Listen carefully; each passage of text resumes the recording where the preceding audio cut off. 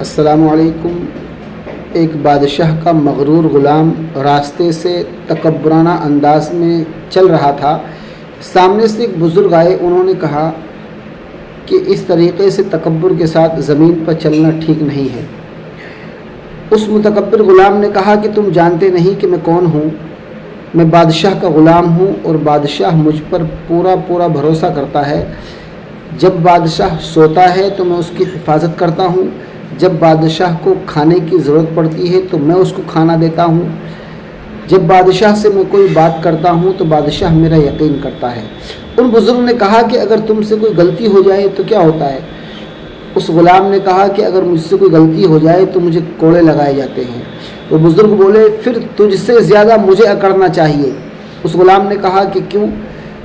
بزرگ نے کہا کہ اس لیے کہ میرا آقا جس کا میں غلام ہوں وہ جب میں بھوکا ہوتا ہوں تو مجھے کھانا کھلاتا ہے، جب میں بیمار ہوتا ہوں تو مجھے شفا دیتا ہے، اور جب میں سو جاتا ہوں تو میری حفاظت کرتا ہے، اور اگر مجھ سے کوئی غلطی ہو جائے اور میں اس سے معافی مانگ لوں تو بغیر سزا کے مجھے معاف کر دیتا ہے۔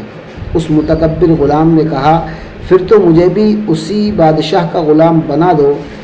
ان بزرگ نے فوراً کہا کہ تو اللہ کا ہو جا، پھر تجھے کسی چیز کی ضرورت نہیں ہے۔